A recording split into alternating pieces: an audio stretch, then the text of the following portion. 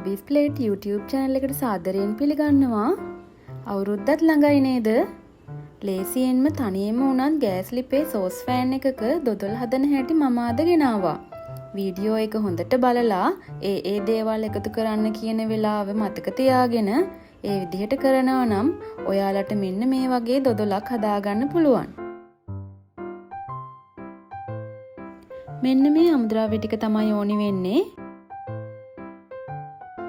පොල් කිරි ලීටර 1ක්,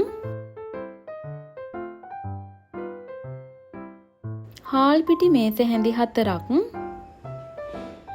ඉරිඟු පිටි මේස හැඳි 4ක්, සව් මේස හැඳි 3ක්, කජු හෝ පුහුලන් කජු ඔයා කැමති ප්‍රමාණයකින්, හකුරු ග්‍රෑම් 300ක්, පොල් තෙල් මේස හැන්දක්, කුඩු කරගත්ත කරඳ මුංගු තේ හැඳි භාගයක්, ලුණු අවශ්‍ය පරිදි.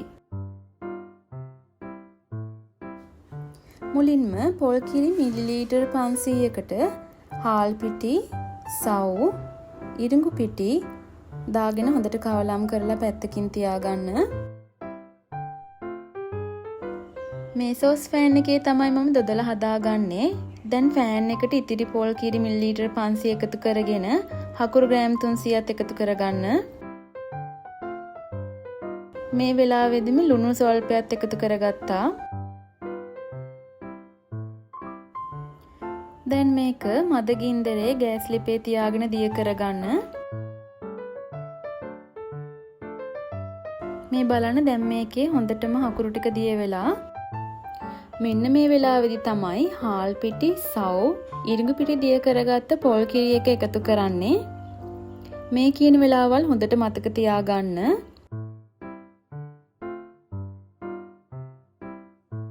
දැන් කුඩු කරගත්ත කරඳ මුංගු තේ හැඳි භාගයක් දාගන්න. හැඳි ගාන එක නම් නවත්තන්න එපා. දිගටම හැඳි ගා ගන්න. ඉස්සර දොඩලක් හදද්දි මුළු ගමම එකතු වෙනවා. පොල් ගාගෙන, පිටි කොටාගෙන මුළු දවසේම හැඳි ගගා දොඩල් හදන හැටි හරි ආසයි. කාර්ය බහුලත්වය නිසා ඒවා දැන් ටික ටික ඈත් වෙලා. කඩෙන් තමයි අවුරුදු මේසෙට කෑම එන්නේ. ගෙදරදීම අවුරුදු කෑම හදා ගන්නවා නම් පොඩි දරුවන්ට ඒක රසවත් අත්දැකීමක් වෙයි. විනාඩි 10ක් මේ විදිහට හැඳි ගා ගනිද්දී මේ බලන්න මේක උකු වීගෙන එනවා. මෙන්න මේ වෙලාවේදී තව චුට්ටක් විතර ගිනි දැල්ල මම වැඩි කරගත්තා. අන්න එතකොට මේ වගේ වායු බුබුලු මතුවෙනවා. දිගටම හොඳට හැඳි ගා ගන්න. මේ විදිහට බුබුලු වෙන්න පටන් ගත්තයින් පස්සේ තවත් විනාඩි 10ක් හැඳි ගාගෙන තෙල් මේස හැන්ද එකතු කරගන්නවා. ඒක හොඳට මතක තියාගන්න.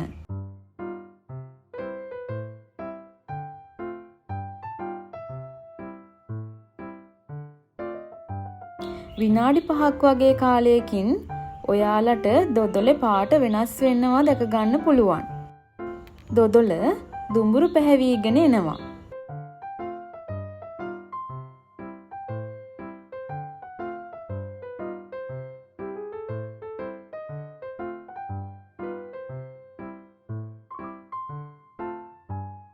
දැන් මම කජු ටික දාගන්නවා.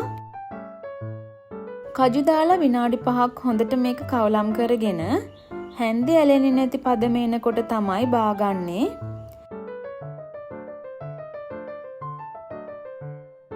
මෙන්න මේ වගේ ෆෑන් එකෙන් ලිස්සලා වැටෙනවා නම් ඔයාගේ පදම හරියටම හරි.